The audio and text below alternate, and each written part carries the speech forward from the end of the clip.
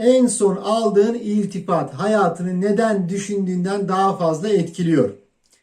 Merhaba arkadaşlar. Bugün sizlerle oldukça ilginç ama bir o kadar da hayatın içinden bir konu üzerine konuşacağız. Şu an videoyu izlerken sizden küçük bir şey yapmanızı istiyorum. Birkaç saniye durun ve düşünün. En son ne zaman bir iltifat aldınız? Birisi size güzel göründüğünüzü mü söyledi? Yaptığınız bir işi takdir mi etti? Karakterinizle ilgili hoş bir yorum mu yaptı? Belki de uzun zamandır kimse size doğrudan bir iltifat etmedi ve hatırlamakta zorlanıyorsunuz. İşte tam da bu nedenle bugün konuşacağımız konu çok önemli. Çünkü insanlar çoğu zaman iltifatları küçük ve geçici sözler olarak görür. Oysa bilimsel araştırmalar ve insan davranışları üzerine yapılan çalışmalar bize gösteriyor ki doğru zamanda gelen samimi bir iltifat kişinin ruh hali üzerine günler hatta bazen yıllar sürebilen etkiler bırakabiliyor.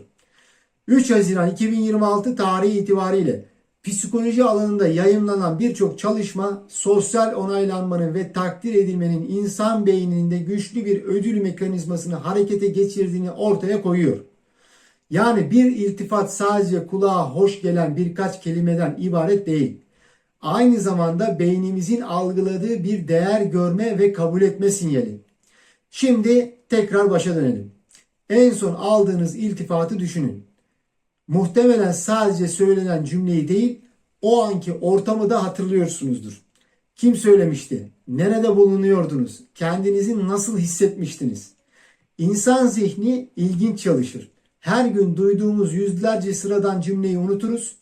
Ancak bizi gerçekten etkileyen birkaç kelime hafızamızda uzun süre kalabilir. Bunun nedeni iltifatın yalnızca bir söz olmaması, aynı zamanda duygusal bir deneyim olmasıdır. Bir düşünün. Bazen bir kişi size bu işi gerçekten çok iyi yapıyorsun der. Belki cümle sadece birkaç saniye sürer. Ama siz o cümleyi günlerce düşünürsünüz. Çünkü insanlar yalnızca para kazanmak, başarılı olmak veya hedeflerine ulaşmak istemezler. İnsanlar aynı zamanda görülmek ister, anlaşılmak ister, takdir edilmek ister.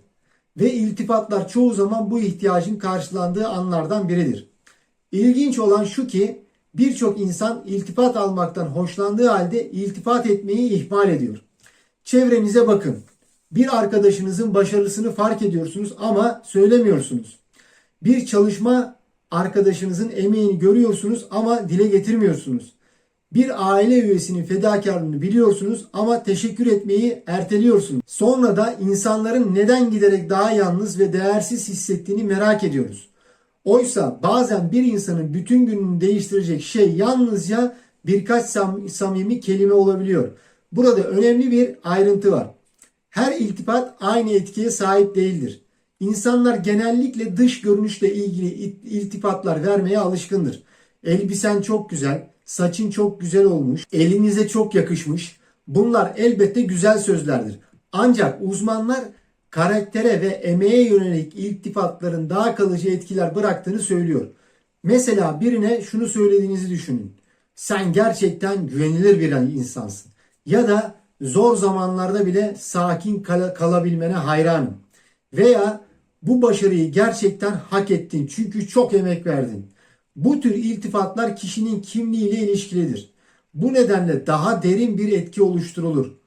Şimdi kendi hayatımdan değil ama birçok insanın yaşadığı ortak bir örnek üzerinden düşünelim. Bir öğrenci yıllarca ders çalışıyor. Çevresinden sürekli eleştiri duyuyor. Eksiklerini işitiyor. Yanlışlarını dinliyor. Bir gün öğretmen ona dönüp şöyle diyor. Sen düşündüğünden çok daha yeteneklisin. Belki öğretmen bu cümleyi söyledikten sonra unutup gidiyor. Ama öğrenci o cümleyi yıllarca hatırlıyor. Çünkü bazen insanlar kendileriyle ilgili göremedikleri bir şeyi başkalarının sözlerinde keşfediyor. Bu yüzden iltifatlar sadece moral vermek için kullanılan cümleler değildir. Aynı zamanda insanların kendilerini nasıl gördüğünü şekillendiren araçlardır. Bir başka ilginç konu da şu. Araştırmalar insanların çoğu zaman aldıkları iltifatların etkisini küçümsediğini gösteriyor. Birisi size güzel bir şey söylediğinde genellikle şöyle tepki veriyoruz. Yok canım abartıyorsun. Öyle değil aslında. Şans eseri oldu. Nerede bende o özellik? Fark ettiniz mi? Birçok kişi iltifatı kabul etmekte zorlanıyor. Çünkü çocukluktan itibaren mütevazi olmanın, kendini geri planda tutmanın ve övgüyü azaltmanın doğru davranış olduğu öğretiliyor. Oysa iltifatı kabul etmek kibir değildir. Birisi size samimi bir takdir sunduğunda yalnızca teşekkür etmek yeterlidir. Çünkü iltifatı reddetmek bazen karşı tarafın samimiyetini de reddetmek anlamına gelebilir. Şunu düşünün. Bir arkadaşınıza içten bir şekilde sen çok iyi bir dostsun diyorsunuz. O da hemen hayır değilim diye karşılık veriyor. Bu durumda sizin hissettiğiniz duygu ne olur? Muhtemelen biraz garip hissedersiniz. Bu yüzden iltifat almak kadar onu kabul etmeyi öğrenmek de önemlidir. Şimdi en son aldığınız iltifata tekrar dönelim. Belki birisi sizin sabırlı olduğunuzu söyledi. Belki çalışkan olduğunuzu, belki iyi bir anne, iyi bir baba, iyi bir arkadaş ya da iyi bir insan olduğunuzu söyledi. O iltifatı neden hatırladığınızı hiç düşündünüz mü? Muhtemelen o söz sizin için önemli olan bir noktaya dokunmuştur. Çünkü insanlar en çok görünmesini istedikleri yönleri fark edildiğinde etkilenir. Örneğin çok çalışan bir kişi emeğinin fark edilmesini ister. Sürekli başkalarına destek olan biri verdiği desteğin görülmesini ister. Sessizce mücadele eden bir insan çabasının anlaşılmasını ister. Bu nedenle bazen tek bir cümle bile büyük bir anlam taşır. Bir başka dikkat çekici gerçek ise insanların olumsuz sözleri olumlu sözlerden daha uzun süre hatırlama eğilimidir. Psikologlar buna olumsuzluk eğilimi diyor. Yani beynimiz eleştirileri daha hızlı kaydediyor. İşte bu yüzden iltifatların önemi daha da artıyor. Çünkü birçok insan gün içinde zaten yeterince stres, baskı ve eleştiriyle karşılaşıyor. Samimi bir takdir ifadesi bu dengenin yeniden kurulmasına yardımcı olabiliyor. Belki siz de bunu yaşadınız. Kötü geçen bir günün sonunda birinin söylediği güzel bir söz bütün ruh halinizi değiştirmiş olabilir. Belki iş yerinde zor bir gün geçirdiniz. Belki kendinizden şüphe ettiğiniz bir dönemden geçiyordunuz. Tam o sırada biri size inandığını söyledi ve bir anda her şey biraz daha katlanabilir hale geldi. İşte iltifatların görünmeyen gücü burada ortaya çıkıyor. Peki neden insanlar daha fazla iltifat etmiyor? Bunun birkaç nedeni var. Bazıları duygularını ifade etmekte zorlanıyor. Bazıları yanlış anlaşılmaktan çekiniyor. Bazıları ise olumlu düşüncelerini dile getirmeyi hiç alışkanlık haline getirmemiştir. Oysa çoğumuz gün içinde onlarca olumlu şey fark ediyoruz. Ama bunların çok azını sesli olarak ifade ediyoruz. Bugün bu videoyu izleyen herkese küçük bir önerim var. Video bittikten sonra hayatınızdaki bir kişiyi düşünün. Sadece bir kişi. Ve ona içten bir iltifat edin. Abartmadan, yapay olmadan gerçekten düşündüğünüz bir şeyi söyleyin. Belki annenize, belki babanıza, belki eşinize, belki bir arkadaşınıza, belki iş arkadaşınıza, belki uzun zamandır konuşmadığınız birine ne olacağını gözlemleyin. Büyük ihtimalle yüzündeki değişimi fark edeceksiniz. Çünkü insanlar değer gördüklerinde değişir. Takdir edildiklerinde güçlenir. Anlaşıldıklarında açılır.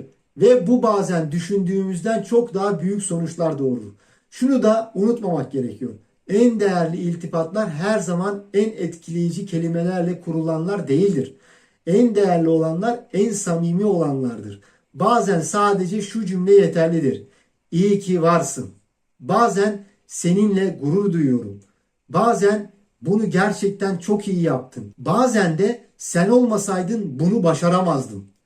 Bu kadar basit ama etkisi son derece büyük. Belki de bugünlerde insanların en çok ihtiyaç duyduğu şeylerden biri budur.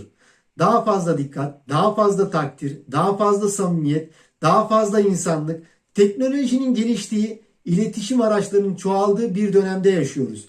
Ancak paradoksal bir şekilde birçok insan kendini görülmemiş hissediyor. İşte bu yüzden içten gelen birkaç güzel söz her zamankinden daha değerli hale geliyor. Videonun sonuna gelirken sizden bir şey daha rica edeceğim. Bugün en son aldığınız iltifatı hatırlayın. Sonra kendinize şu soruyu sorun. Ben en son ne zaman birine samimi bir iltifat ettim? Eğer cevabı hatırlamıyorsanız Belki de bugün bunun için doğru gündür. Çünkü bazen bir insanın hayatında kalıcı iz bırakmak için büyük servetlere, büyük başarılara ve büyük fırsatlara ihtiyacınız yoktur. Bazen doğru zamanda söylenmiş birkaç tane içten kelime yeterlidir. Belki sizin için sıradan görünen bir cümle başka bir insanın haftasını, ayını, hatta yıllarını etkileyebilir. Bu nedenle sözlerinizin değerini küçümsemeyin ve aldığınız iltifatların da kıymetini bilin. Çünkü her samimi iltifat aslında bir insanın başka bir insana söylediği şu mesajdır: seni görüyorum, sana değer veriyorum, sen düşündüğünden daha önemlisin. İşte bu yüzden en son aldığınız iltifat düşündüğünüzden çok daha büyük bir anlam taşıyor olabilir. Beni dinlediğiniz için teşekkür ederim. Bir sonraki videoda görüşmek üzere. Kendinize iyi bakın ve çevrenizdeki insanlara hak ettikleri güzel sözleri söylemeyi unutmayın.